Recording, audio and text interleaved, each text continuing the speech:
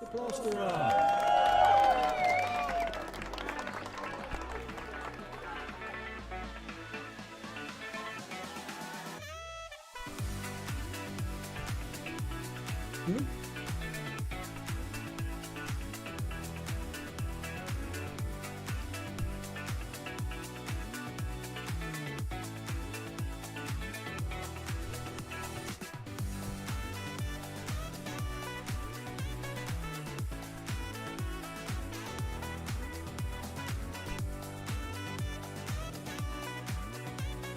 Always helps if you turn your camera on. Good evening. Happy New Year. Oh dear. Welcome to Off the Plasterer. with me, Eric the Plasterer. I've been a plasterer in South London for the last 38 years, which is too many. And here to answer any of your plastering related questions, and also to have a chat with me regular friends that come along on a Monday night, every other Monday normally. Goes a bit squiffy over Christmas and New Year, but I think hopefully we're back on we're back on course. So hello everybody, and I hope you've all had a lovely Christmas and all stuff and things like that. Right, settling up. You got yourselves a drink, putting your feet up. You can phone in. There'll be a number up on the screen in a little while. You can speak to me directly, or you can type in and your messages will come up here on the screen. And yeah, let's have a chat. If we're busy or we get busy, we'll stay on till about 8:30. And if it's really quiet, I might just go and have my dinner early. But we shall see. Without any further ado, let's move on to the boozer.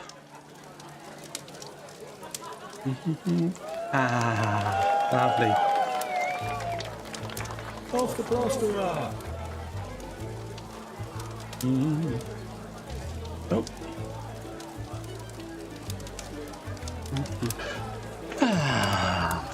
How are we all? I've got the Coca-Cola beer. Cheers, lovely. Oh. Evening everyone, I hope you had a good Christmas, Eric. I did, Mark. Hello, Mark. Hello, Tara. Hey, how can it says here, I've received 100 messages today with Restream chat. We've only just come on, and that can't be right. But hey ho. Right, where was I? Oh yeah, I've got me whiskey again for Christmas. I've got some for my birthday. I've still got a fair bit of it left, so I should be drinking some of that single malt this evening and enjoying that, and just having a chat with you lot and see how we get on this evening. As I said, I'm Eric the Plasterer. If you're new to this channel, this is Ask the Plasterer, and you can ask me any plastering related questions. I've been a plasterer forever, and yeah, and the other regular guys and girls that come along, you can ask them questions and just all have a chat together while I settle down. I'll tell you about my Christmas, you can tell me about your Christmas, you can tell me about whether you're busy, whether you're quiet, and yeah, and how you're all set and ready for a happy new year, and for 2023 to be, God willing, a better one than the last couple have been. No Rona please, no other wars than the ones we're kicking off already. Hey ho. Right, bear with, and also a bit later on we'll be showing you Pete Carter, his latest invention to hit the shops, and have a little chat about that and give us your views on what you think. I think it's quite brilliant myself. But yeah, you can give us your opinions a little bit later on.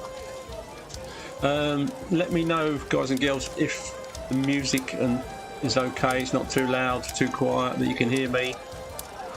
I'm pretty sure I've got my microphone on, otherwise you would have told me by now if I hadn't, wouldn't you? Everyone hear me loud and clear?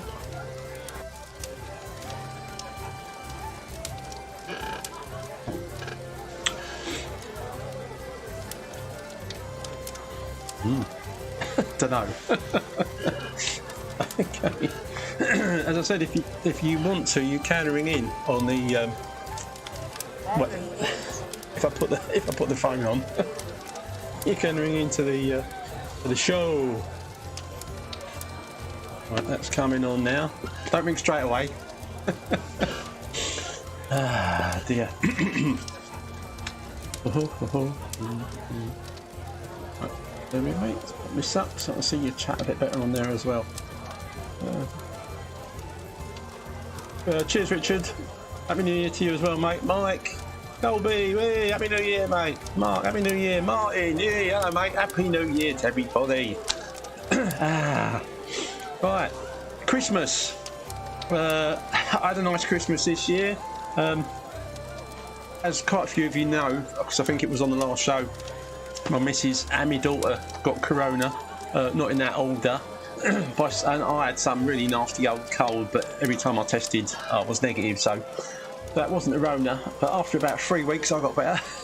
I didn't get the Rona. The missus and my daughter got better. Then we were meant to be having Christmas dinner at my daughter's house, and that was lovely because it was the first proper year of being at the house since they moved in, because they moved in just before Christmas last time. And it made a nice change, and it was relaxing. And okay, my daughters are veggies, but we took over the roast potatoes and the stuffing and the turkey and the ham. Brilliant marches. But yeah, but other than that, my daughter did the rest. So, but they did some fantastic hosting. But yeah, we cooked quite a large percentage of the food and tried to keep it hot and take it over and then whack it up on a hot plate, so that it remained hot. I think it was hotter than when we normally have it at home. So that worked out quite well. But yeah, and it was lovely. And stopped over for the evening, which was nice. And yeah, I mean, because back in the day, I had a big family because I've got 4 sisters, and they were a lot older than me, and they had kids, 8 cousins and nieces and stuff. And my mum and dad, as the matriarch and patriarch of the old family, we'd all used to go there for Christmas, and it'd be 20, sometimes 30 people for Christmas dinner. And generally people, I say people, it's mostly family, would stay, cousins as well, nieces, nephews, would stop over for 2 or 3 days. And for me as a kid, as I remember, it was absolutely fantastic. Evening, Martin, if I haven't said evening already. Yeah, and it was what memories are made of at Christmas time. And so, as you get older and your families get bigger, if you have kids and stuff, things start to change. And when your parents either get too old to do it or they eventually pass away or whatever, and then you start going, your kids, you have Christmas at your house, it's your kids and whatever, and blah blah blah and all stuff like that. Anyway, I'm waffling now. I'm waffling. Right, guys, are you currently busy? I know, like Mark and stuff, you're back on the old sand and cement. James, Eric, Scotland's still on the cards this year. Yes, mate. What would the dates be, just so I can get myself organised? The dates are, well, I'm going from the 10th of May this year. We're meeting in Edinburgh. We're going to stay for a few days. Some guys are going to stay a week, depending. Some guys live near there. Some guys have got family or friends up there. And but I'm going to. So I was going to go up on the sleeper. I probably still am. But recently, Marcus, parent there, that's Marcus, contacted me and said that currently you can book a flight from Stansted for about 40 quid, which is a lot cheaper than getting a train.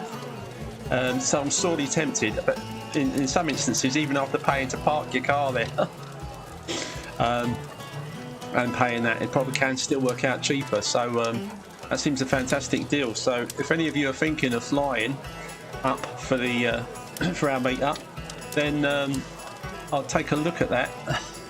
I don't know how many flights they have, or whether they'll stay at that price. But that's what came up. If you booked it now for May the 11th, I think Marcus had that down for, and that was coming in at about 40 quid. So it is still very much on. I said I'd put a timer countdown on it, which I haven't, but it's from the 10th of May.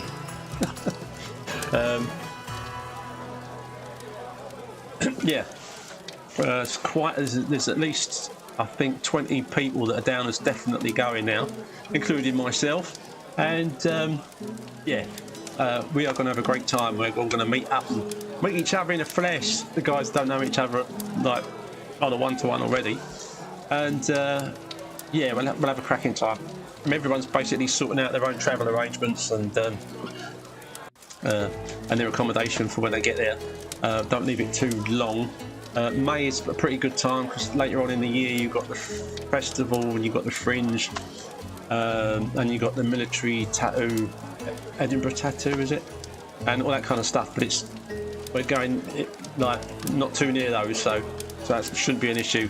Getting up there at a reasonable price and getting somewhere to stay. If we can all stay somewhere near the central part of Edinburgh. I mean, Edinburgh's not too massive anyway, so it doesn't really matter too much.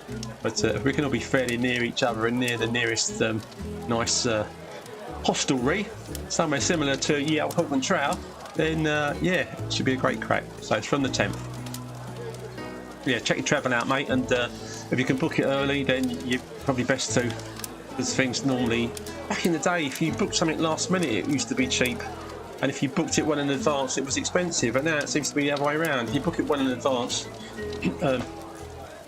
yeah, it's cheaper. And if you book it last minute, it's kind of like, oh, if you want one now, it's going to cost you twice as much at least. I don't know how that works, but hey, there you go. Jamie, any other Saturday suits me from now? Alright, mate. Thanks, Mark. Mark Neeson, 121 days. There you go. That's going to fly by. Life flies by really quick. So 121 days. It's going to go by in no time at all. I mean, we're already steaming into January, and what's February, March, April, May? Yeah, no time at all. Whiz up close. The closer it gets, so keep an eye on it, and don't let it be too far away from your thoughts if you haven't pre-booked something already. Get up there, because it could be so easy to forget. Well, I say that, I'll keep reminding you. And when it gets nearer the date, there'll be more posts on Trow Talk on here and on my forum as well. So yeah, it's all good. I'm looking forward to it. Very much so, very much so.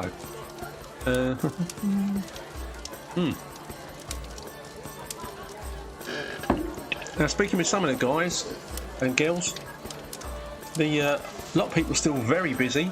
Some people are quite busy, some people are a little bit quiet, and some people are very quiet. So on the work front at the minute, it's really, I mean, this time of year, the beginning of January can be fairly quiet anyway, unless you've already booked stuff last year for this year. But yeah, it can be really variable.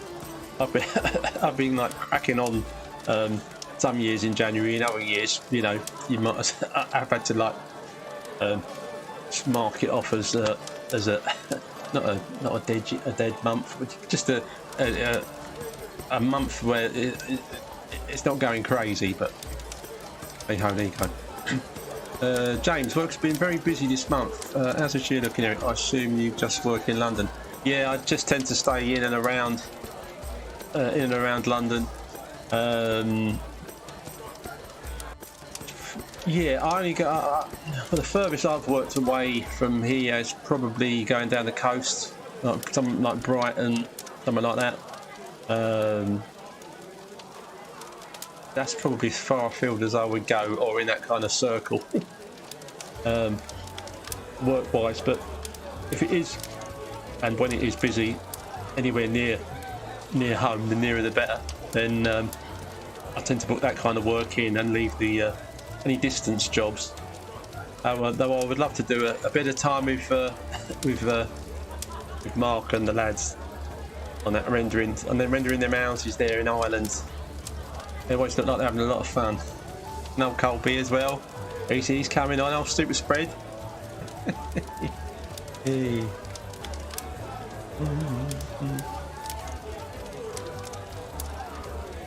Everyone else keeping fairly busy?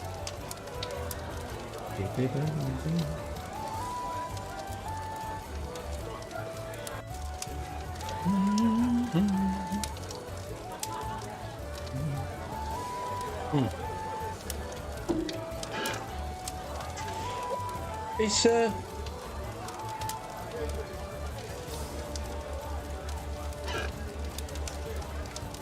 Danny's not here at the minute, is he? Plasterer Danny. I don't know, he'd been I think he went away for Christmas. Abroad, Portugal, I think it was, somewhere nice and warm. From all accounts, he had a lovely time. But yeah, nice. And now he's back here and he's cracking on with, I think, some big job he was hoping to get on with a bit sooner, but the weather was a bit dodgy just before Christmas, and not great straight after either, I don't think.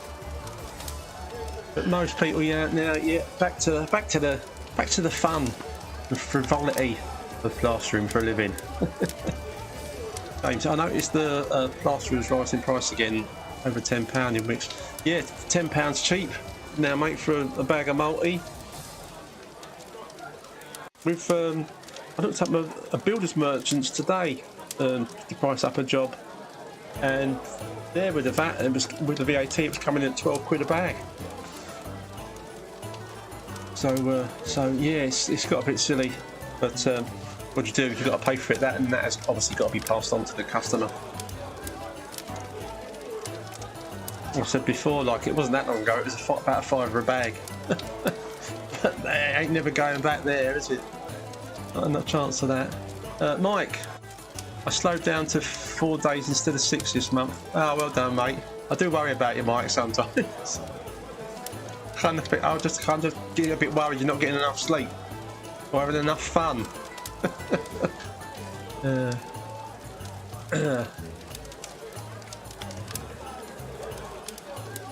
Well, that's the thing, Mark. Yeah, because you're outside in a minute, and you only had a bit of blue sky the other day when it was raining here.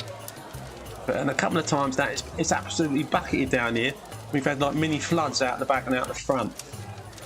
Okay, if I fixed my gutter in, it would help.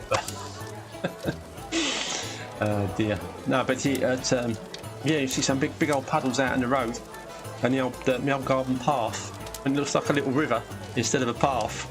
You know, it's raining heavy, and I just kind of think, yeah, I know. And this time of year as well, it's quite mild at the minute in London anyway.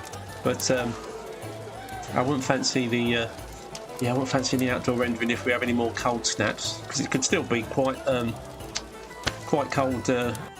Because I'm kind of thinking now, oh, that cold snap's gone, we're past Christmas, and although the days are slowly getting longer, from in the morning getting lighter, a teensy bit earlier every day.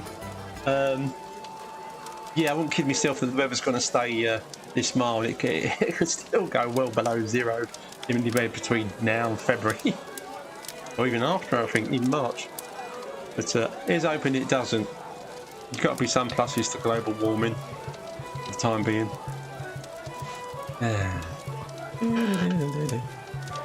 Cheers.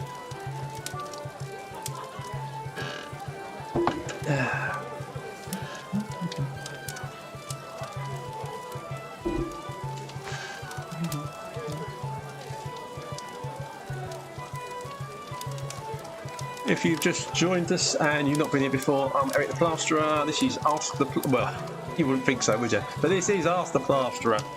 We can ask many plastering related questions. Most of the regular guys know all there is to know. Because they've asked me every question under the sun and learnt from their own experiences. So they're here as well to answer any of your questions. If you want to ask anyone in particular a question about something, feel free. This is the community boozer. Any potential customers that might be watching, other than when I'm doing this and I have your drink, because I got some drink for Christmas.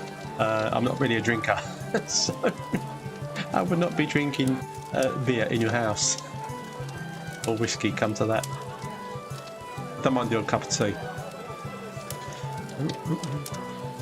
James, I've got a new toolbox. Alex Morley recommended. Oh, he did a while back, didn't he? Yeah. recommended it on his YouTube. Everything fits really well. I've also chucked away all my buckets and replaced them all as the handles don't last very long. No, they don't, mate. No, they always tend to split in the end, which is fine as long as they don't split if you're talking like the big buckets when you're carrying a load of gear.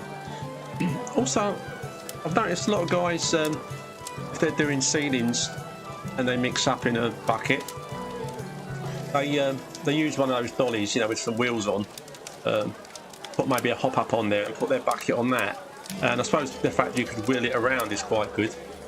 But I still use my board and stand, and then when I'm off on my stilts to do ceilings, and I put my big old tough tub on top of my board and stand, mix it up there, and whack my stilts on. And okay, you have to walk to the bucket. But if it was just a normal spot board, you put it on the spot board. You're not going to be rolling that around, so you still got to walk to the spot board. So, yeah, so that's how I get my spot board up to that to a decent height when I'm doing a ceiling on my stilts. For anyone that's wondering how you reach your gear in a bucket when you're plastering up on stilts. But a new toolbox, there's something else he did as well that he recommended a little while ago. Other than carbon trowels. Carbon trowels definitely seem to be really coming back into fashion. Because I think sometimes you just can't beat the proper old tools.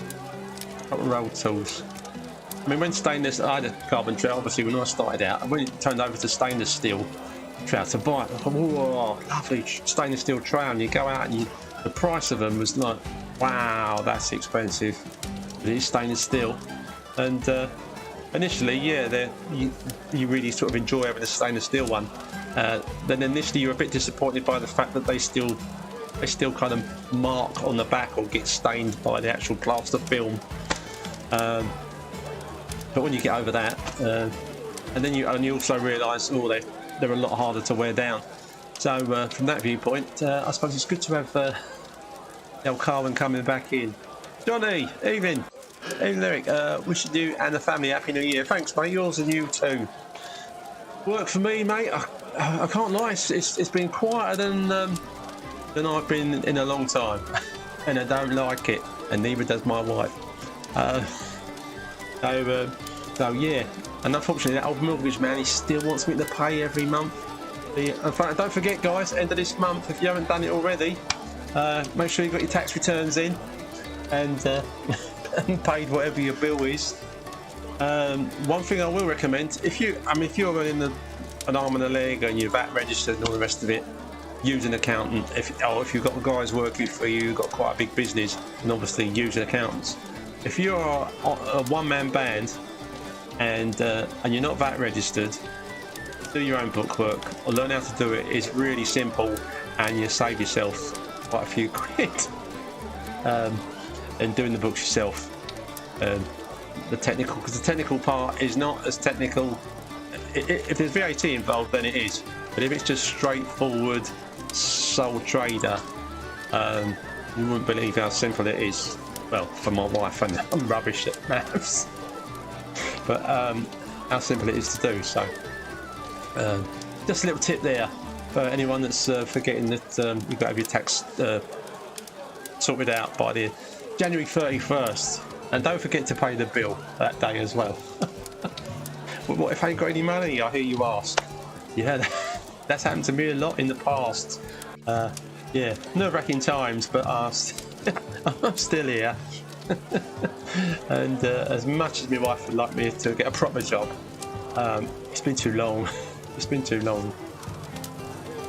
Mind you, it's so quiet at the minute. You might see me delivering your Ocado or Sainsbury's food delivery if you live in London. If things don't pick up a little bit better than they are at the minute.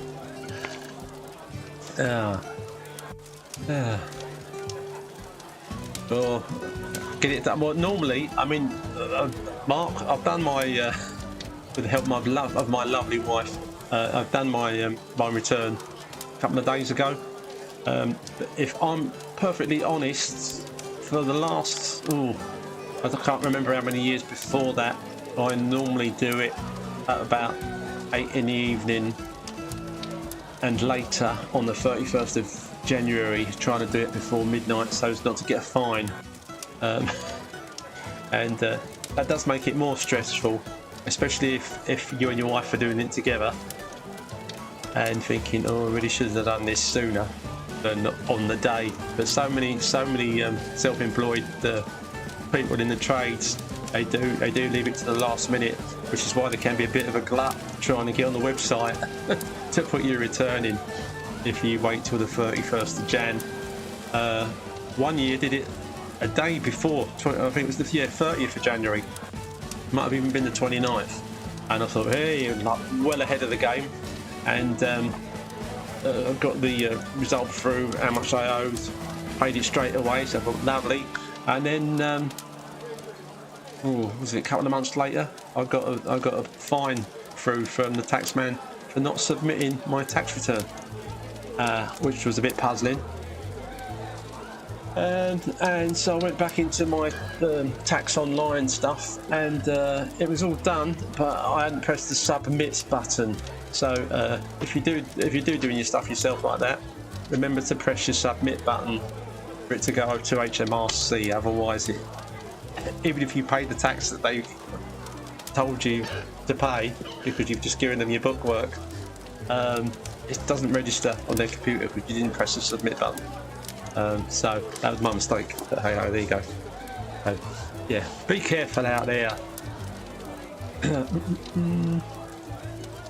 Johnny, I think you should do us all a little video on that, Eric. Oh, mate, no. What, of my wife swearing at her husband? No. Where's that book account? Which period is it from? From when till when? What month? What year is it? Oh, I knew I should have written it down last year, but I didn't. Or I did, but then I forgot where I've written it down. Well, I'm pretty sure it's on a folder on the computer marked Eric's Tax Affairs or Eric's Bookwork. And then I click on Eric's Bookwork. There's nothing in there, or what is in there isn't what I'm looking for. And I'm thinking, I'm sure I put it in there, the details of which year I'd filled out the year before. And me and my missus have, the air goes quite blue doing the tax return. I feel sorry for my daughter. But yeah, I definitely won't be making a video about it. But you can, for anyone that's interested, you can go online because HMRC are happy for you to do that, and you can look up on how to do it and what you've got to do and what you've got to fill in where, and it is fairly straightforward. So it's worth a look, even if you decide not to do it yourself. Tony, evening mate, nice to see ya. Mark, usually do mine before Christmas. I always get a rebate. Because I pay 20% every week. And you got isn't 20% emergency, mate? And I thought if you had a card that you didn't have to, that you it wasn't that much. And whatever the card was called when I used to work on sites and I had a card, CS something it was called. It's been that long I can't remember. And if you had that, then the tax deduction was quite low. If you didn't have it, then they took 20% plus off. But I thought if you had a card to be able to work on site, CIS for that, that's probably it. that meant you didn't get 20% taken off every week. But I don't know how that operates with your governor, mate, or in Ireland it's a bit different. But then I suppose if you get a rebate, it don't really matter.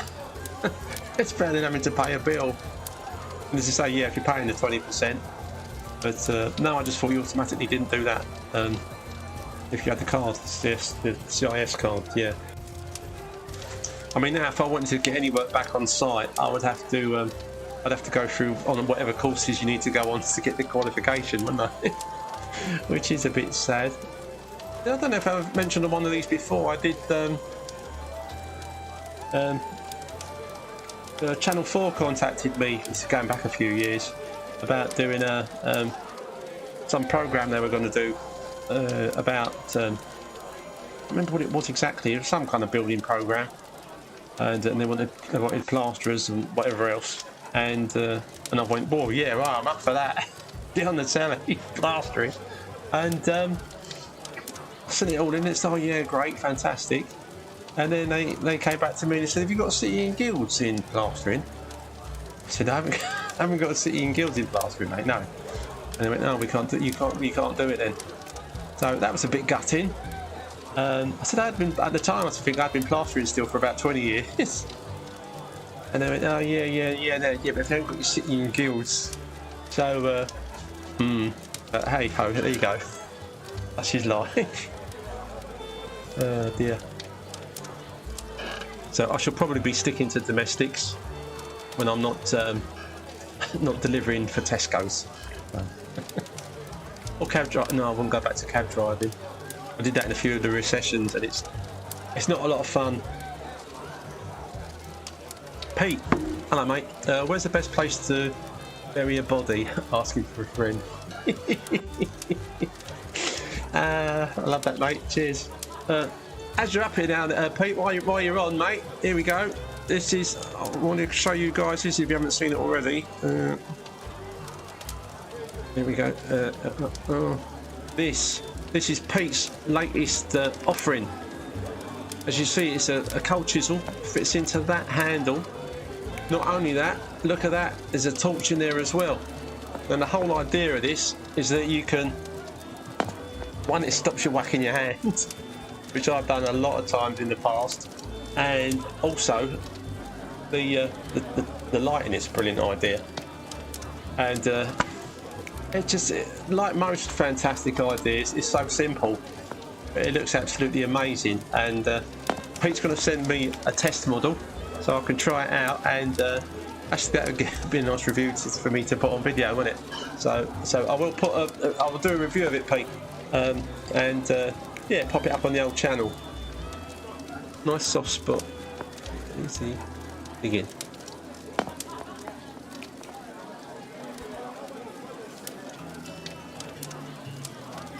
But there, look at that. I mean, if there were no such thing as the old electric chisels, then this would make Pete his million, absolutely for sure. As I say, the amount of times I've whacked my knuckles with a club hammer, and like Pete also said, you can get a steeper angle on a wall using that, and I think it's great. I can't wait to try it out. So, Pete Carter, Global Industries. Don't think that's what it's called. He's your man. If it's not bead fix, if it's not the old sorry, I've forgotten the name of them already. Bead master, yeah, socket beads and light beads and stuff like this, and then yeah, Pete's your man. Not just a skilled tradesman, but a fantastic inventor as well. And he puts his money where his mouth is, because getting these things into production is not cheap.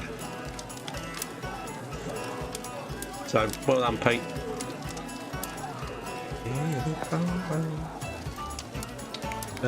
Yeah, and if you'd like one, you can let me know or let Pete know, and yeah, I'm sure we can sort them out.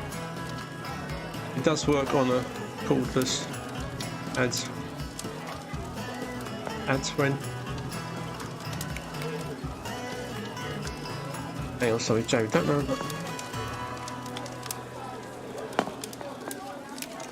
Sorry, yeah, Jamie, don't know, but the best thing to use is an icicle. Pete, it does work on a cordless ads when hacking off. Evening, Stu, nice to see you, mate. Oh, an SDS, right, okay.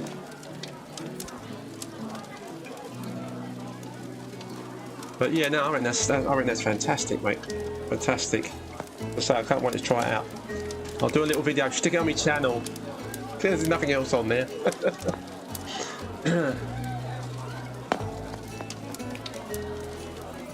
So, oh, you were sitting there mentioning B-Fix.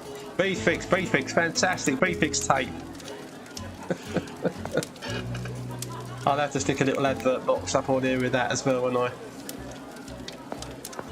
Only trouble is, Tony, you might have to send me a bit, mate, so I can try it out.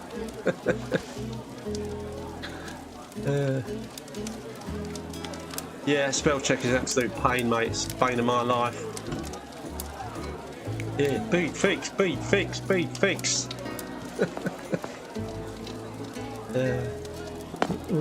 Right, hang on. Let's pop that away for now. Oh, don't forget your extra time as well. Don't forget Trout Talk. Oh yes. There is nowhere quite like Trout Talk Plasterers Help Group. A proper help group, yes. Help group that helps other plasterers, that helps newbie plasterers, that helps men, women, everybody, anybody. You've got a serious plastering question or a not serious one. That might sound a bit silly, but it's not. You can ask on Trout Talk and you will get a sensible response. And if anyone gives you a not sensible response, they probably won't be on the site for very long. Tony Smith. Heard you use glue on your beads, Eric. Oh, I do, mate. Only because I used to, well, not being a proper plasterer, as I used to be anyway. I used to either, when it came to thin coat beads, I would normally put the skim on the wall I'm doing, skim it right around the window, and then I would push the beads on. I would tap them into the plaster and level them up to make sure they're good, and then just be a bit careful of them. Obviously you've got to be careful you don't start knocking them when the plaster's wet, which isn't ideal. If it was plasterboarded, then yeah, I'd whack a few screws in to hold them into place, and then I'd skim them. But then you get a bit of obviously you can't use screws and stuff when you're doing the old going over old solid plaster when you're doing a reskin. So then it was a case of, again, either bedding them into some plaster or yeah, that was what I used to do really for fixing beads. I know a lot of guys now use the staples, but the staples they kind of bend over and they don't like go in, do they? Fixing it with a B-Fix tape, I would imagine. Well, I'm pretty sure when you if you send me a few, it's good for taping them up. I think I used the glue before I even saw anything about B-Fix tape, and I was tempted to use it, but I thought, well, it is a bit smelly, the old spray and stuff. But you get used to that really quick. And then another plasterer, he did a video of him using it, and I thought, you know what, I will give it a try. And you haven't looked back since, really. I think it's because the drying of it is so instant and it doesn't move. Of course, if you stick it wrong, then it's a bit of an issue. But yeah, the short answer is yeah, I do use glue, mitre glue, and accelerator spray.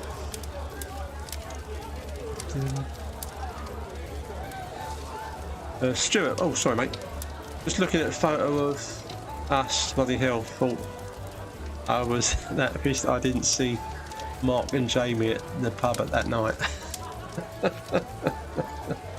I'm sure you was all sober in them pictures, mate. Yeah, I'm just bringing in the clan here slowly. I think before we end up actually meeting up for real in Edinburgh, yay, in May, 10th of May onwards, yay. But slowly, I'm gonna build you guys across the back of the bar here. So we've got. But I can't get everybody from Trout Talk in the bar. But it would be nice to get all the regulars into the community boozer. Why not? Just for fun. I will, Tony. Thanks, mate. Cheers. Appreciate it. Jamie. Sorry, Stu. We had been there a while. Must have missed you coming in. Yeah. Well, what's a community booze if it's just me in it with this mug, which you see too much of anyway. on this particular show. Yeah. At the pub. For anyone that's not been here before, I'm Eric the Plasterer. This is Eric the Plasterer. No, it's not. This is Ask the Plasterer. I've been a plasterer in South London for the last 38 years. And you've got any plastering related questions, whether you're a customer, whether you're a time-served tradesman, whether you are a newbie, a DIYer, you're welcome along to here to ask any questions. Pete, George Lloyd, he has a thing called the Bail Group, which is for ex-cons. I might be getting involved with it in North London. Well, let us know, Pete, if you do that, mate. Give us details, give me details, give Stu details. So it's something we can discuss or learn more about. That'll be good. That'll be good. Mark Neeson. We swerved you and Marcus, Stu. You two were blasted. Hey. Cheers. Happy New Year.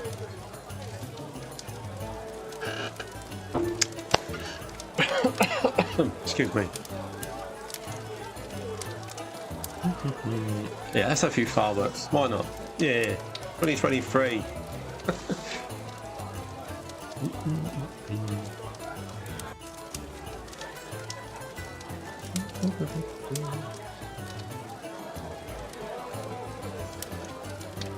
I haven't missed anyone's questions.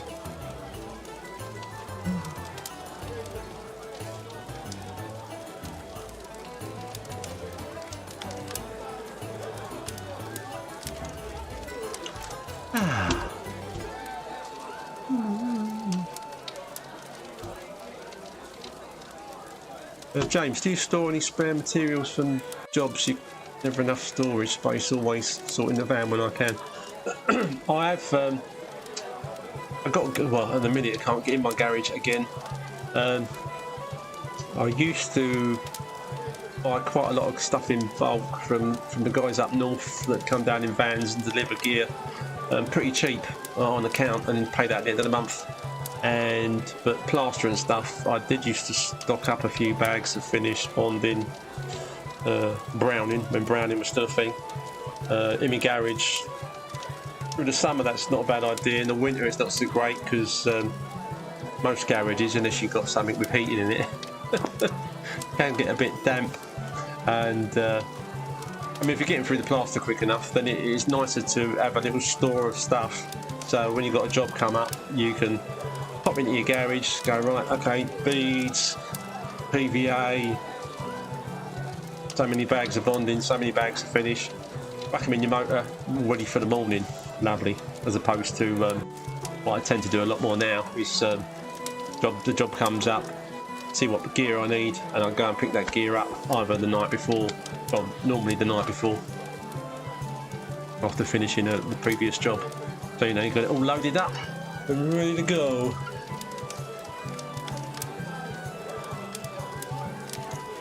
Oh, and yeah, I still buy beads in bulk.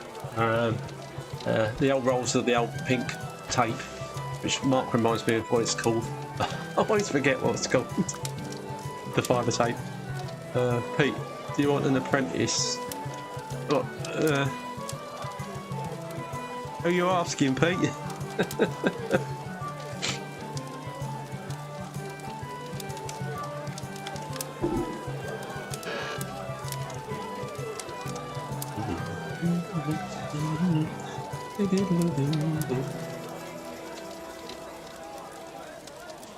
I was going to say something else, but I can't remember what it was. Which is nothing new for me, is it? Dear.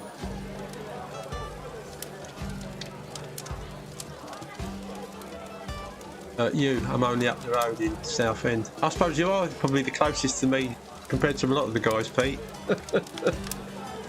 I thought I might come. Can I come and help you invent things, mate? and get them distributed. I mean, do you have those, the latest stuff, is that kind of a local affair, or is it a sort of send off to China job, or?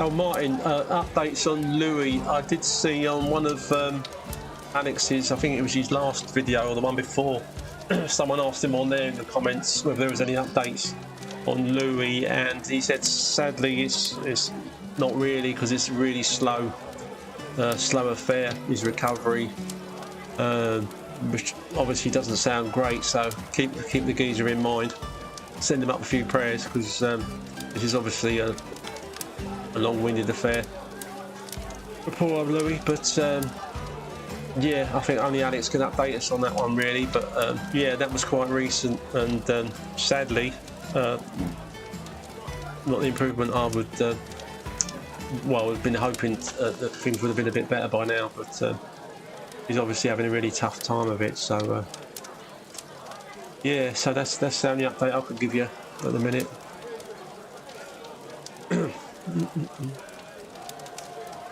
Made the same place as my beads. I don't know where your beads are made, Pete. James managed to keep on top of the rubbish with 2 trips to the tip over Christmas. Oh, that's sensible, mate. Have a van, so I use the missus' car. Always complain if I don't clean it afterwards. Oh, mate. Yeah, you can't go in the van, can you? Yeah, no. If I do take rubbish in the car, I get yeah, I have to be really careful. The missus don't like me getting any kind of plaster or anything in the motor, so I have not ruined a few motors. Talking about motors, a little old Ford Fiesta. My daughter got in that today.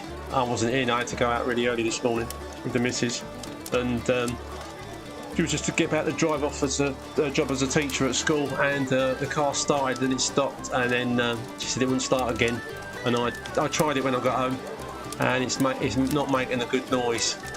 It sounds, to my untrained ear, like it's got no compression in the engine, which normally means the gasket's gone. Because when you start it, as it turns over, it doesn't go, it goes more like that. Or a sound to that effect, which isn't great, but and I don't know if it's worth fixing or not, but we shall see. I'll let you know. It's been so reliable as well. It's just passed another MOT. Donkey's years old. Fantastic car. Ford Fiesta Mark 3. Yeah, I think it was a Mark 3. And so that's come as a bit of a shock. I was thinking of selling our other motor and just keeping that, but now that doesn't look like it's going to happen. S6 injection moulding, less than a mile away. Oh, that's handy, Pete. Very handy. Because I suppose with a lot of production things, people do the old China malarkey because it's, well, because they can offer sometimes stuff a lot cheaper, but a rigmarole of having to deal with China and waiting for gear to come from there, it's got to be a bit of a nightmare. But that sounds brilliant, mate. S6.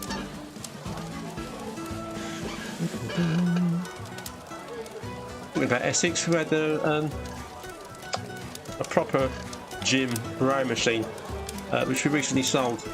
The guy came from Essex to pick that up, which is more than I would have done.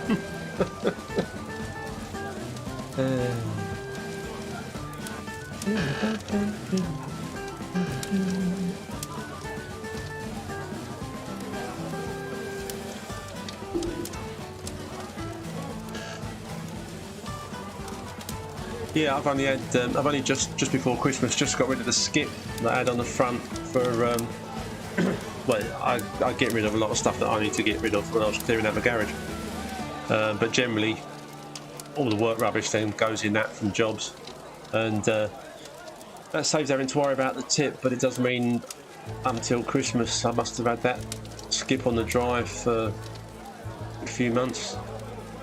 So I mean, it's a big one, not a little one, but you can do without a skip outside the front of your house for however long. The old tips used to be great. You'd go on the old Way Bridge and you'd go into the, well, my one anyway, you'd go into this massive loading bay place and there are these huge pits, and you just back your truck up to them and you would just dump everything out the back of your motor into it. It was all mixed up, plaster, paper, wood, blocks, bricks, didn't matter. Yeah, I suppose it wasn't sensible in the recycling department, but when they started, oh no, you can't chuck that plaster in there, mate, if it's got a paper bag around it still.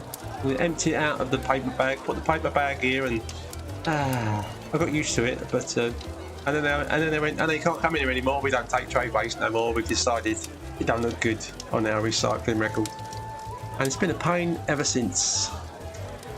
Danny, hey, happy New Year! Yeah, you are late, mate. What have you been doing? Don't tell me you hadn't just got in from work, surely. I did mention earlier about you'd been away for Christmas. I think it was Portugal, mate, wasn't it? Tell us about it. It looked like you had fun, mate. That you enjoyed it.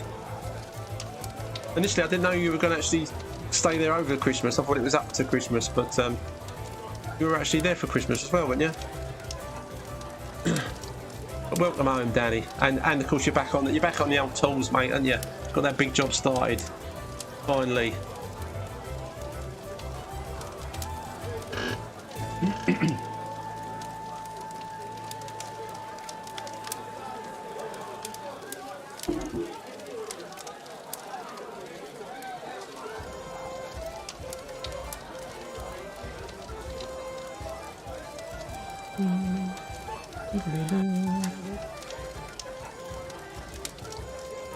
If you're joining us from Facebook, welcome.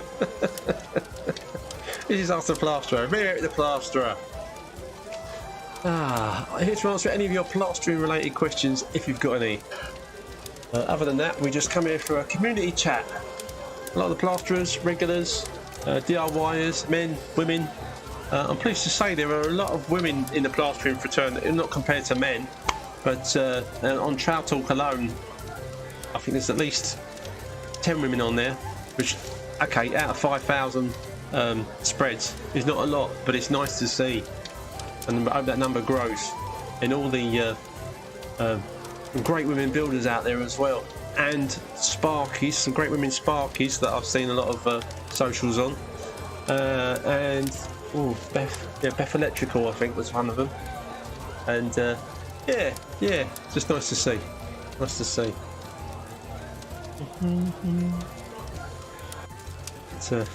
Yeah, if you are watching from Facebook, I think most of our viewers watch from YouTube, but it's nice to have you popping in and having a quick nosy at what on earth I'm waffling on about on Facebook.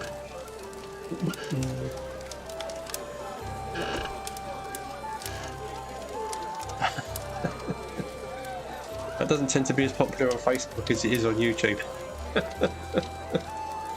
At least my streaming software is free, so that's okay.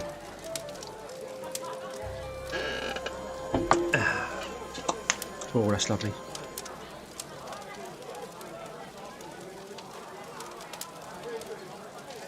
Are you still there, Danny? Tell us about your holiday, mate.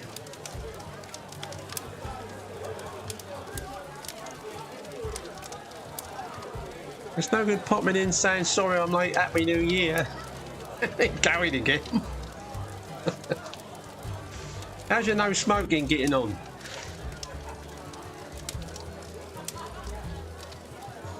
Hang on, he says, let me put down my fag and I'll tell you all about it. Oh dear.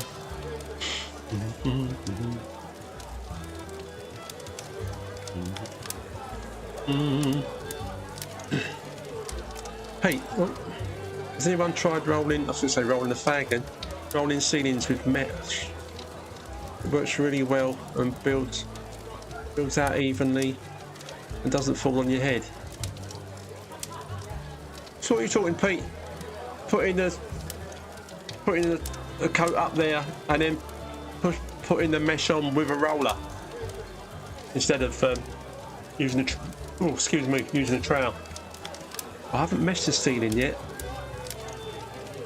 That's something I think I'll be looking forward to for sure. I have enough trouble getting mesh on the wall. Danny, hey, been at me mum's for dinner. Again, ain't I? Yeah, it was lovely, mate. Can't believe how hot it was. 24 to 26, beautiful. Some days was only expecting around 17 or so. Really good weather. Yeah, mate, going to be flat out on the trowel. Oh, hang on, mate. Me able to bring these pop down the screen. Enjoying it. Flat on the trowel now. About time that the 13-inch carbon got some action. Yes, mate. Get cracking. But after all, well, in our time apart too. I mean, it wasn't rusting when you got back. Did you leave it in oil and stuff, mate? Oh, one patch. Not one patch of rust on her. Well, you must have looked after her or wrapped her up well.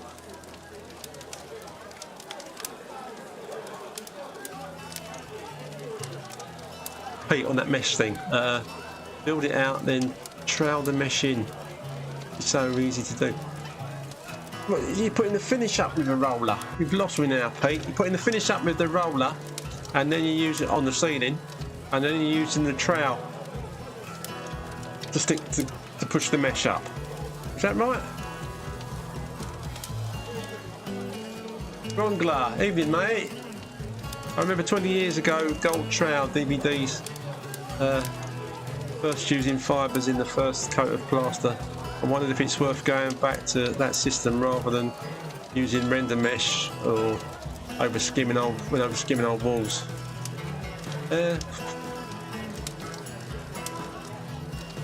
DVDs.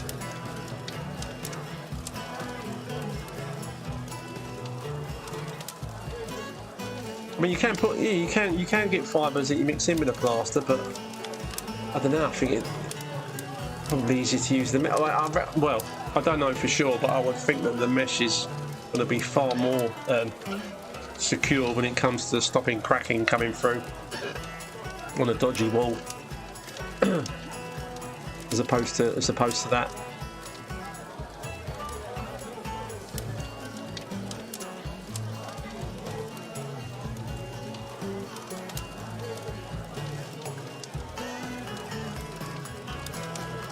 Sorry, going back to you, Pete, I'll have to read through these later to make sense of it. Peter, fibres work but can pop out when troweling up mesh is easier. That's the point, yeah. Yeah, with fibres, I mean, you have to have one piece of, when you even doing a little bit of scrim tape, if a little bit of that pops down through your plaster, could be a pain. So I suppose if you have got fibres, that could be an issue, which I suppose you're not really going to get with a whole sheet of the mesh. It's like anything else. I think it's learning the techniques to put your mesh up. I compare it to papering a ceiling. I tried to paper a ceiling years ago when I'd never done it before, and I'd never watched how it should be done. Man, that was crazy. And you just can't think, how the hell do you stick a length of wallpaper on a ceiling? When you don't know how to fold it properly, and you do that whole thing, you hold it up, then you get a brush and you kind of like unfold it and you just kind of brush it along. Amazing. And the more you do that, the easier it gets and the better you get at it. And I think when you're doing mesh, especially mesh on the ceiling, the better you get that knack of how you spread your gear on, and then how you roll your mesh onto the wall, whether you're doing it in sections going up or rolling it across. Yeah, rolling it across ain't a great idea. Because I've had an issue with that, doing an outside wall for render before. But yeah. Yeah, no, I'd probably stick with mesh.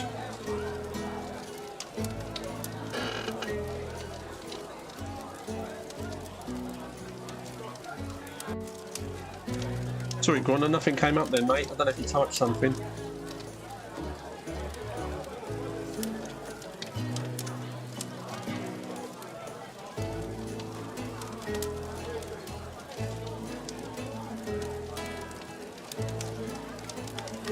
Cool. Cool. Yeah, welcome, Grogler. Are you a like time serve spread or you DIY? No, you're not DIY. You said about 20 years ago, didn't you? I remember 20 years ago. Yeah. Sorry, mate. Nice one. Welcome. Yeah, welcome along. Welcome along. Thanks for your input. Welcome to the community boozer. So, Grogler, this is every other Monday from 7 o'clock. We meet up here. So, yeah, nice to get together and have a chat. Have a chat and warm by the fire.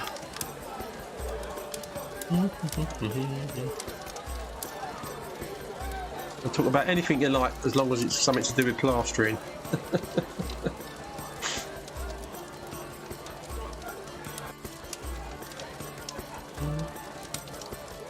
How are we doing for time this evening? Where are we at?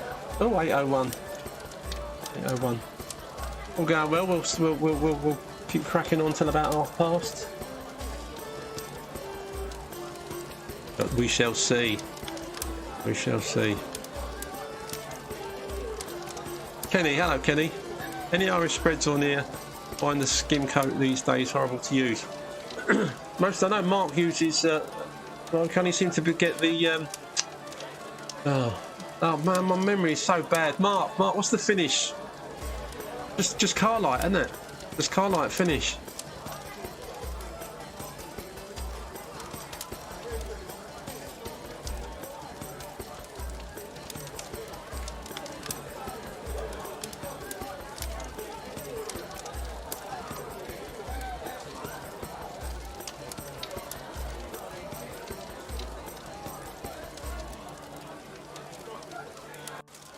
Are you on the old Trout Talk group, Kenny?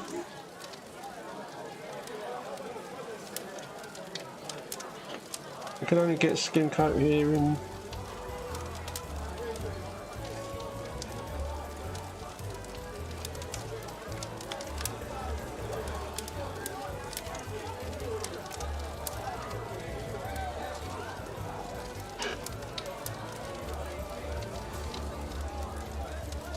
There you go, Kenny. Yeah, in the north, Mark can only get Carlight.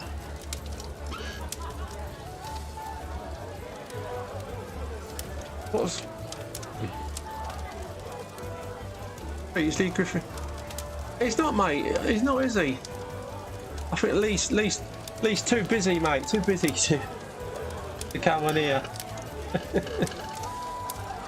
I think he has popped on before. I'm not 100% now because I see him so much on Trail Talk and his videos on his YouTube channel.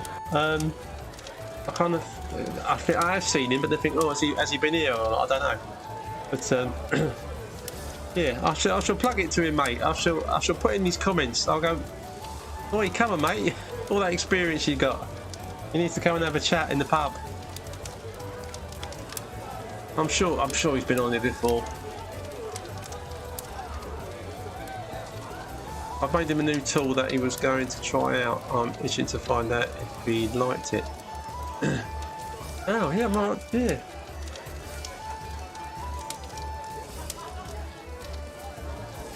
What tool was it, mate? Did I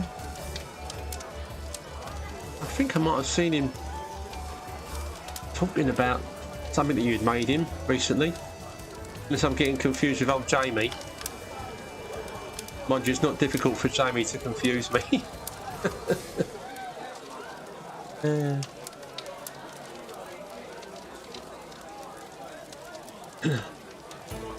I'm pretty sure if you made it, Pete, anyway, he'll like it. James, Eric, do you often see a lot of spreads at your local B&Q? I always come across loads in my local Wickes or getting materials early in the morning. Yes, mate. Yeah, I do see quite a lot of other spreads in there. Don't generally chat to each other because I don't know, unless you know, or you see the same blokes on a regular basis. But yeah, a lot of guys use a B&Q for their stuff. I mean, I'm a 90% B&Q man when I'm picking up gear until they shut my one down, which is meant to be happening sometime this year. This type of spat speed skim, I called it the Slayer blade. Ah, nice one, Pete. I think I did. I've seen that. I've either seen you post a picture of that, or talk to him about it. So I can't remember if he's on the forum or not either.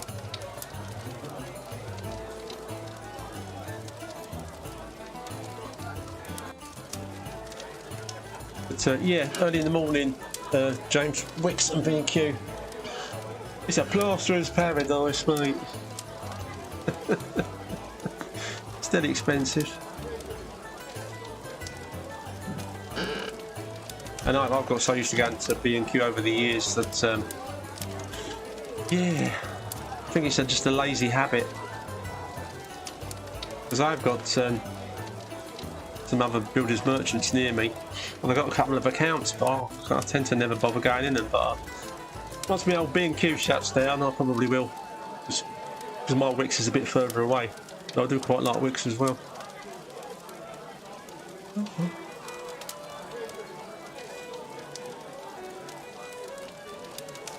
Well, on Peter, on his media, so I shall mention his Slayer blade and see if he's got any any feedback, and get him to come to the boozer. Cheers.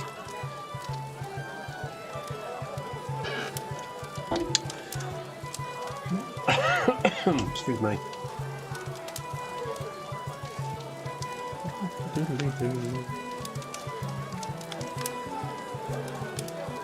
If you've not been here before, I am Eric the Plasterer. This is Us the Plasterer. This is the Old Hawken Trail community boozer, where plasterers and DIYers and some customers and a lot of lady plasterers as well come along for a bit of a chat. It's where you can ask any plastering related questions that you like, and I would hope to be able to ask them, answer them, and or any other guys as well. Not least Lee. Oh, I invited. Oh, I invited Lee to join Discord ages ago. I don't think he joined. I'll have a look, mate. What's the matter with him? I'll have to have a chat. I'll have to have a chat with him. I'll have to have a chat with him.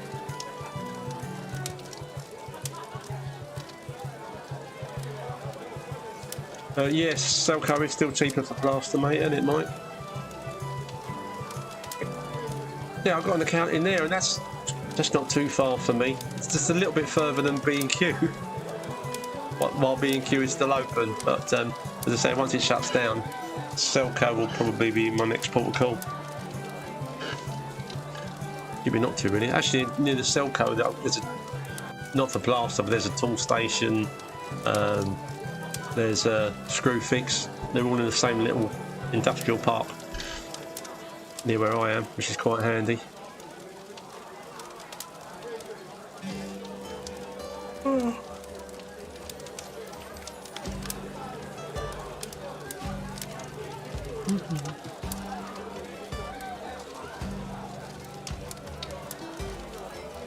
Mark, with your gear, mate, is that all like supplied and like just put on site, ready for you to just turn up there and get cracking?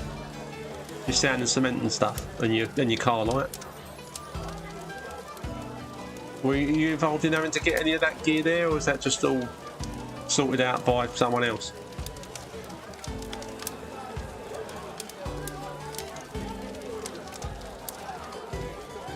If you are a Satma $9.74 a bag, is that including the VAT, Mike? For that? That's for multi-finish, presumably. If you're one of the people watching this from the YouTube channel or from Facebook, apparently people only stay on for about 10 minutes, which I can understand. But we've had the same amount of people on here now for quite a long time, but there's no way of knowing whether that's new people coming on as people go off, whether the same people just hanging on in there and enjoying the community spirit in the old Organ Trail. But thank you for your patronage. With that, no, that is good, mate. Yeah. Oh. We lift our cemental finish every other morning and just put it on the builder's account. Oh, okay, fair enough. Fair enough. James, would you ever do a job with one of your subscribers or anyone? Yes, mate, I would. If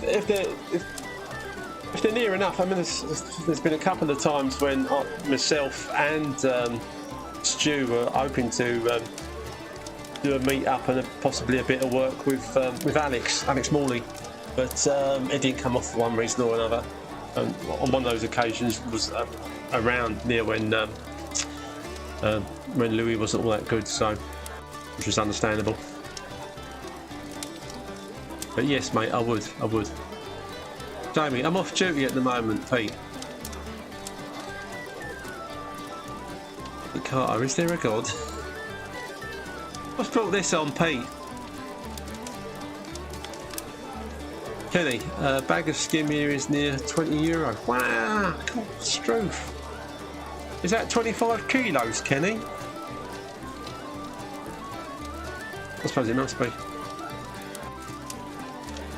Football score on the telly, mate.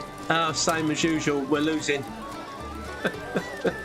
If it's Euro or if it's World Cup stuff, we're losing. We're nearly winning. We're not quite winning. Tony, I paid €20 for a bag of skim coat in Ireland about 3 weeks ago. Oh man, that's a lot of money. Kenny, yes, gone to shit. A lot of guys in London and stuff have been saying that, well, not just in London, up and down the country, have been saying that the multi finish hasn't been the same of recent times. I mean, for me personally, I couldn't tell the difference, but perhaps that's just me. Or perhaps in London we get a bit of superior multi finish. But yeah, no, hearing some dodgy stuff all around about the quality of the plaster, but. I mean, the stuff's only dug out of the ground at the end of the day and got additives mixed in it to stop it going off or to make it go off. Tara, I don't know if you've seen, but Dana's been putting up a video every day. Yes, this past week, useful for newbies too. Yeah, I don't know because I've never been done his free course. I don't know if he's. I think they are new videos. I don't think they're from the free course. But I think he's probably thought, yeah, let's put it out there. Danny Turner, shout out through, Danny. Mark, Carnite is £13 a bag. Wow. If £13 is bad enough. Is it? You can easily pay about 12 quid here for multi finish. At €20. Kenny, that's mad. Can't put a shine on it. The only thing you could ever put a proper shine on was Ceropite plaster. Ceropite.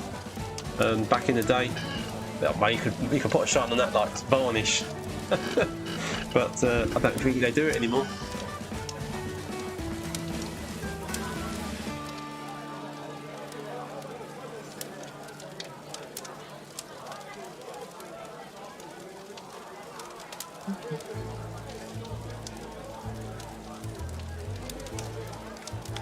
I might be doing quite a big petition wall job in the not too distant future, and on that I will be using 8 by 4 foot boards, fireboards, as opposed to my usual 6x3s.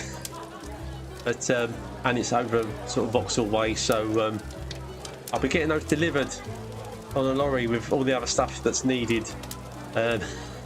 Which is easier than taking it all there yourself. Pete, I was wondering how anyone can price up at the moment because of the price changes. How do you get around that? Do you separate materials so it's transparent to raise the price when they increase? It must be a nightmare on big work. I would think so, mate. I mean, the prices on anything. I mean, timber seems to have kind of levelled out now. and seems to be quite readily available, and I don't think the price is fluctuating on that. But the plaster at the minute is very up and down, or up and up, should we say. Actually, yeah, I think this is quite awkward pricing on some jobs for it. On big jobs, small jobs, okay, it's not a massive amount. You don't really want to put materials as a completely separate entity, because then you'd also have to put onto the fact that you're transporting that, and you're not transporting that, picking it up and transporting it for nothing. We shouldn't be.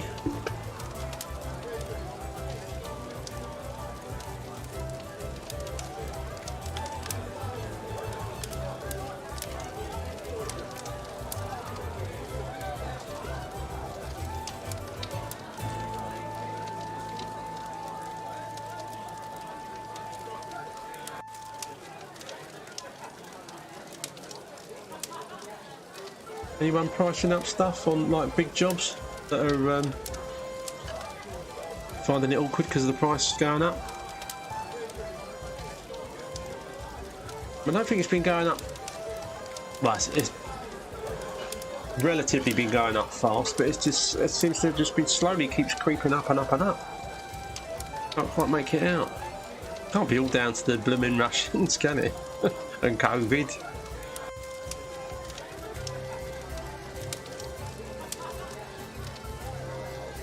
Right, it's 8:15, guys. We're going to go on till about 8:30. Get your drinks in. Last orders at the bar for you got 15 minutes to drink up. All right.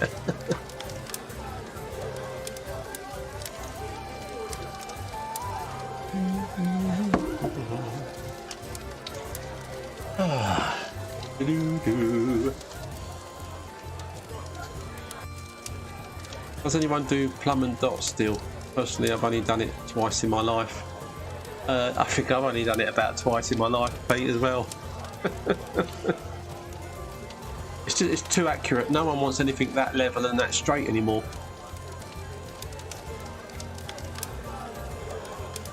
Danny, haven't priced anything for a while, to be fair. All day work, yeah, easy money. I can imagine there'll be a lot more these days. So after all that increase, yeah. We'll see where this year goes and what the work situation is like as the year progresses, and how much plaster a bag of finish will be by the end of 2023. But we shall see. We shall see. It's got to calm down a bit price-wise. I don't see any good reason for it to keep going up. And petrol going up or fluctuating, or the rest of it, I appreciate that, but gypsum creeping up in price. Don't really know why that is. It'd be nice if someone explained why that was from British Gypsum.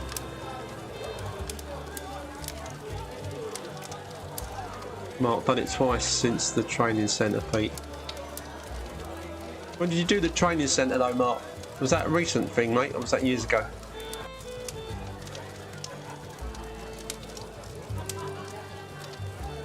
Oh, excuse me. Sure, I got up at... What time did I get up this morning? 5:20, which is early for me. I was out of the house by 6ish.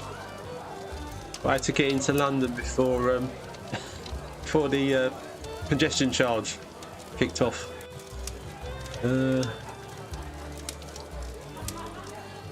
Tara, is there a way you can tell if boards have been up too long that they need PVA before plastering?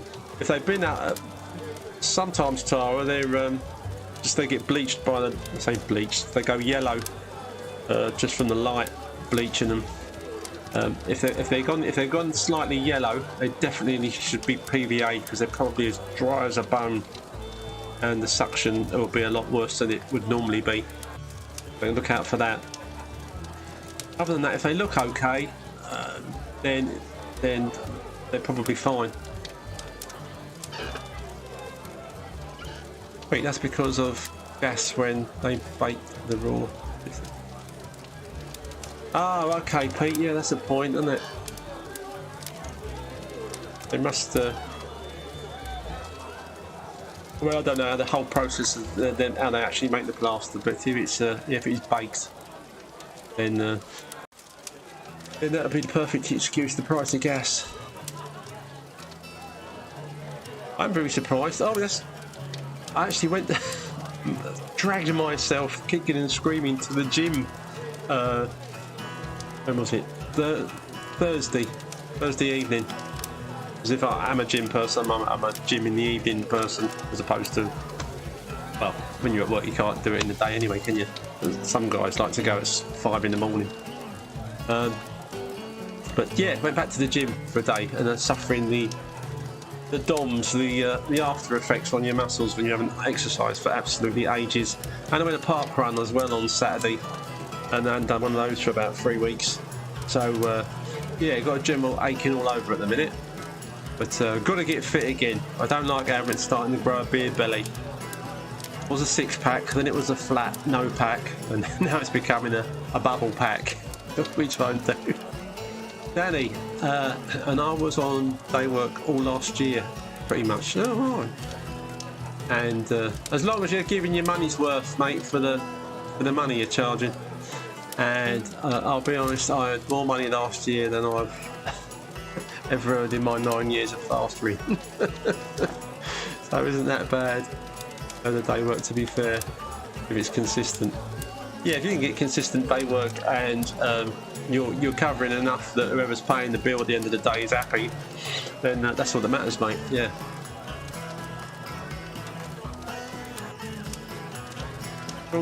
Any pricing I do at the moment is only valid for a month due to fluctuations in materials.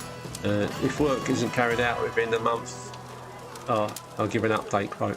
Fair enough. Yeah, no, saying that, Gronkler, I used to, I mean, when plaster was around a £5 a bag and had been that way for years, you know, if I sent someone a quote in, when I had lots of quotes, I'd say, look, your price is more or less ain't going to change in the next 12 months if you have it done in that time period,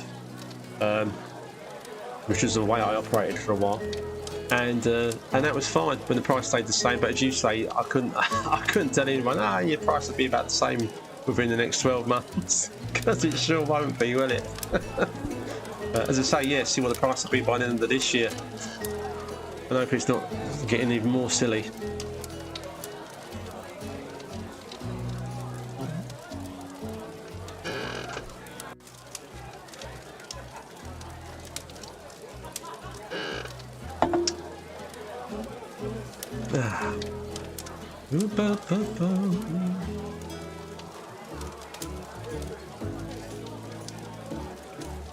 Don't be shy, people. If you've never spoken to us before or typed a little message in, feel free.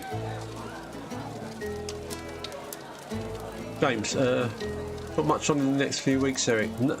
No, well, I've got some quotes like about to go out now, but no, it's been crazy quiet for me. If I'm honest, I can't remember the last time that my workload has been as quiet, even this time of year. A bit concerning, but we'll have to see how things go. But I'll keep you posted. Danny, it's mostly for my landlord or my mum's bloke who is a builder. Oh, it's not. Well, blimey, it's not. You don't normally get builders paying you what you want, mate. And they're always happy, and so that'll do me for now. Yeah, fair enough. Oh, I mean, I've worked for some builders in the past, and they want to squeeze everything they can out of you for next to nothing, and then still moan about it at the end of the day. Oh dear. I think that's another reason, apart from like really close friends of mine that are builders, I just stopped working for builders. They're always pleading poverty. Oh, when I worked for them anyway. James, someone contacted me from East London. It's a bit far for me. So you work in those areas. Depends, but I think it depends on the job. How big it might be, whether it's worth doing like tripping over to East London. Because the only problem internally, London-wise, if any jobs that I get that are quite far away that are going out of town, there's not an issue getting to them traffic-wise. If you leave early, getting across London from South London to East London could be an absolute nightmare.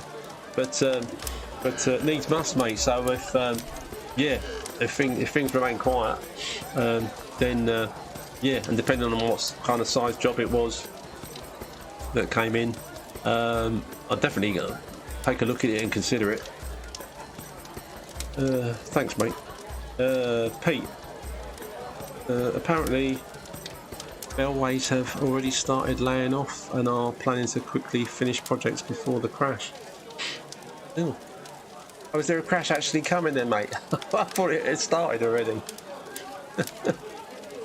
Oh dear, there's not going to be a crash. Not a proper one.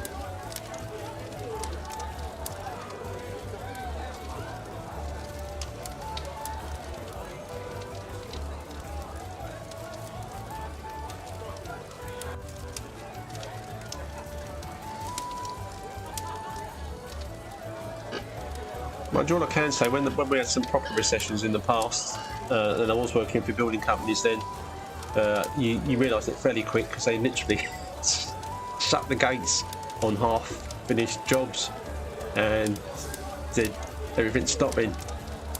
That's proper crash. Oh dear.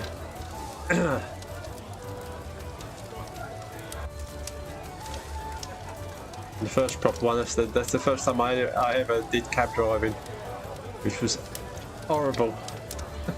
I wanted to go there again. But they didn't do deliveries of groceries then, so I think I'd rather do that than be a cab driver.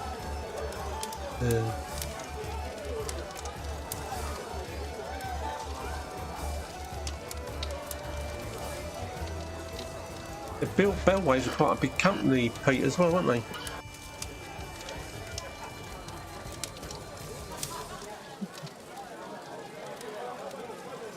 If you are new and you have just joined us, this is Ask the Plasterer. This is the Old Hawk and Trowel Community Boozer, where we meet up for a chat, whether you're a plasterer, whether you're a newbie, DIYer, males, females,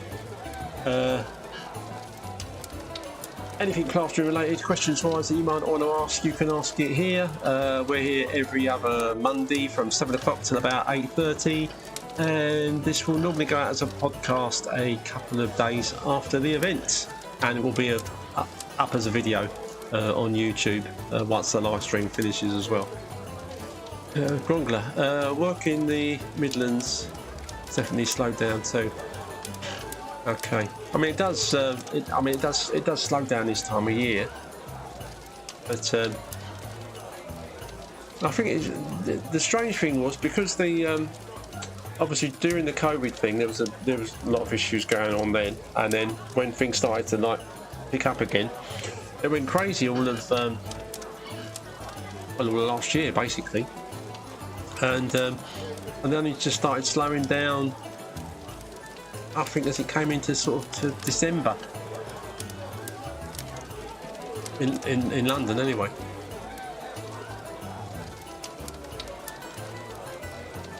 Pete Carter, if I was a bay leaf in the big crash in '89, well that mate, that's the one I'm thinking of.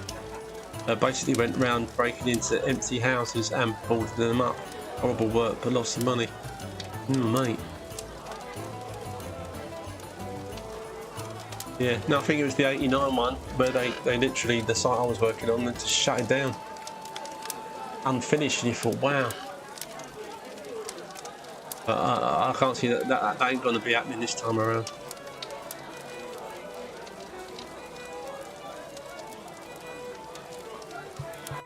I think we need to change the government, guys and girls, just for a change, just so the pendulum swings the other way a bit.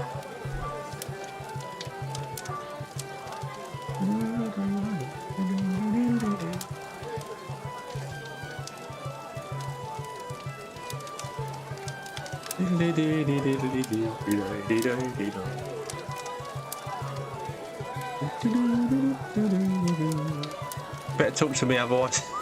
I'm gonna start singing. You won't like it.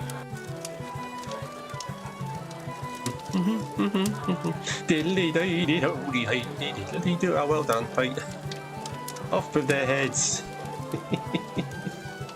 Oh dear. Let me eat cake.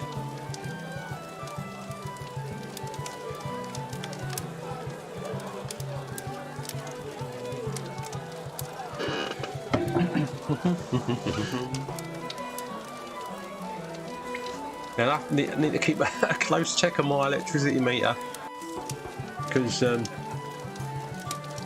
apart from running the old community boozer, the lights in the community boozer probably use quite a little bit of electric. I need to check the old meter readings after Plasterer and see how fast the meter spins during the old live stream. Tony replying to Pete, don't get started on politics in the boozer. No, that's true, that's true. Religion and politics in the pub, not a good idea.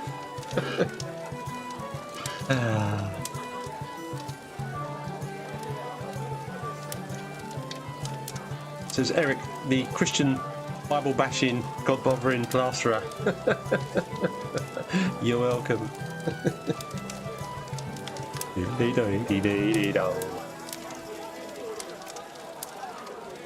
Pete, did anyone see Rich talking to the homeless guy and asking if he wanted a job in finance? I don't think so, mate. On what? On his channel, was that? Kenny, Eric, after 6 years working for somebody, I'm thinking of going self-employed. What advice would you give on finding work at the start? I started initially, mate, when I was working for other people.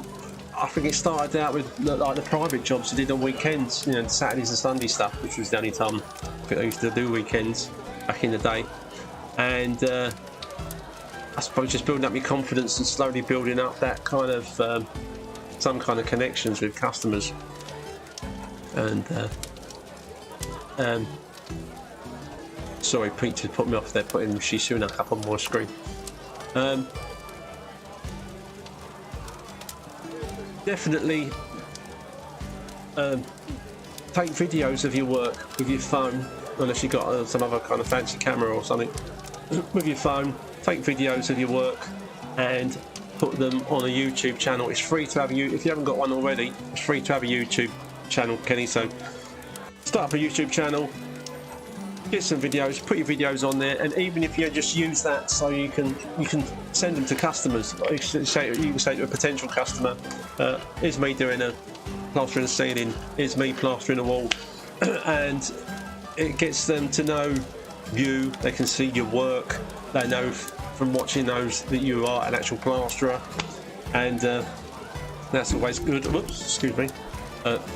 All the socials, Facebook, have a Facebook page, plastering page, do the Instagram, do the TikTok, just get your name out there as a plasterer, and somewhere along the line you'd make the transition, because when I made the transition, I was working for a builder, and I was working quite a lot of domestics when I could fit them in, and on weekends and evenings, and it got to a point where the builder started to want to pay me less money than he was paying me already, and I could earn so much more money without the hassle, and get paid sooner by doing my domestic jobs. So in the end I said to him, look, I'm off to do domestics, because one, there's no way I'm taking a pay cut, and two, I'm already getting paid a lot more money for my domestic work. So then I bit the bullet and just left that particular builder I was working for at the time, and it was just doing my own domestic stuff and working on that. I mean, I knew a couple of other small builders that I did some work for on and off at the time as well, and slowly just kind of build it up. At one point, it's a case of starting it off at the beginning and then having to work it up, and then biting the bullet and going, right, I'm just going all domestic. Goodbye, Mr. Matey. Probably best to do it when I don't know. You always feel like kind of spring, summer's a good idea, a good time to go on your own rather than right in the middle of winter. But in some instances, that shouldn't make any difference. If you get a lot of work coming in the winter domestically, then I'm thinking, you know what, I'd rather do these domestics and knock this 5 day a week working for someone else on the head. And then you just have to go for it.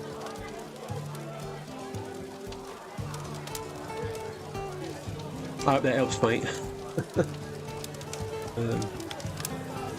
Right, hang on, make sure I haven't missed any. I probably have. There we go.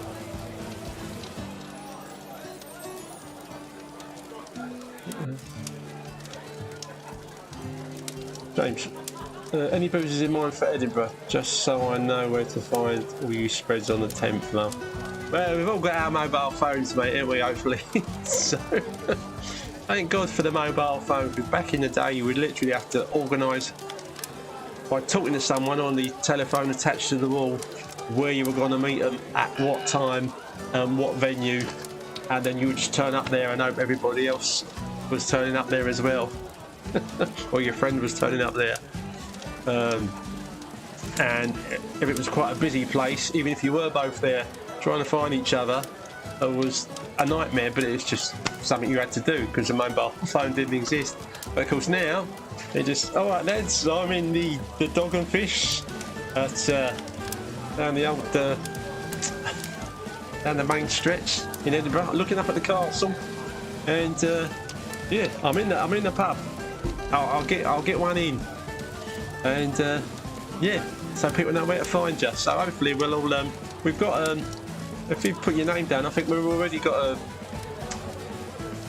I get confused. I think it's on our Facebook group via Trail Talk on the Messenger, where there is a group of all the guys that are going or talking about going, where we can talk to each other on there. Or yeah, I need to check up with Stuart what that's on and make sure that it's somewhere where everyone can access it easily. But even me, occasionally, I'm thinking, how do I get back onto the group that we're on? That everyone who's going to Edinburgh is on it, and so everyone could see. We were going to do. Oh hell, come on! We were going to do a WhatsApp group, but it worked out it was easier to do a messenger type group via the Facebook Trail Talk page. So hopefully we'll keep in contact on there, regardless where we're going or where we're meeting up. Oh, hang on. Pete, it's old-fashioned, but it still works to drop cards into sites. Oh, I haven't done that for years. I used to print, yeah, do leaflet drops basically, apart from on site, like for domestics, in people's houses. Of like, oh yeah, I'll do a whole room for 250 quid. It was going back a few years, but it was still a bargain even then. But I think the percentage rate is about 1%. I'm getting a call back from a leaflet drop. I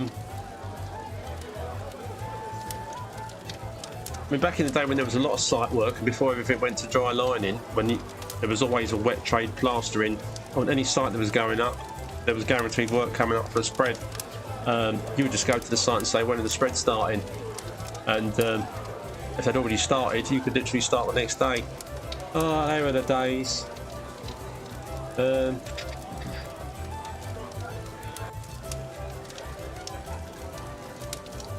Mark, the booking office Wetherspoons on Waverley Bridge would be handy to meet. Well, sort it out nearer the time, James. Yeah. We'll sort it out nearer the time. I will forget by the time May comes around. Oh dear. So I'm very much looking forward to it. Very much looking forward to it.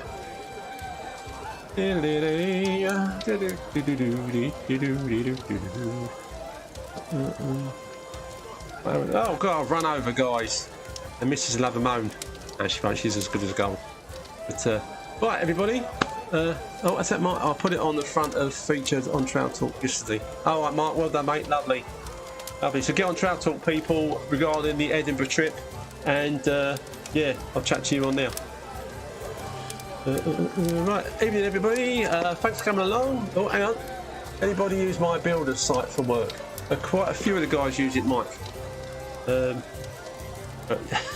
I'll have to reply to you on the old forum, mate.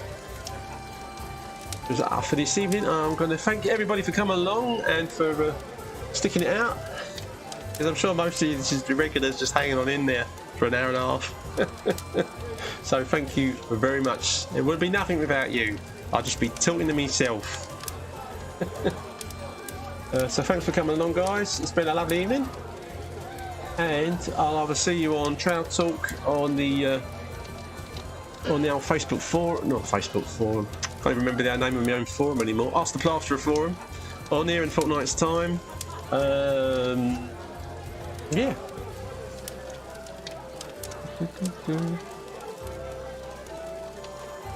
Good night and God bless from the Old Hawken Trail Community Boozer, and I'll speak to you soon. Whee. Dear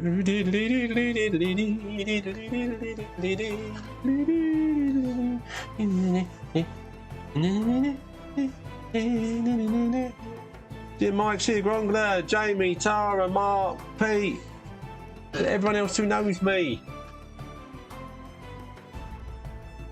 Kenny, Tony, James, Danny.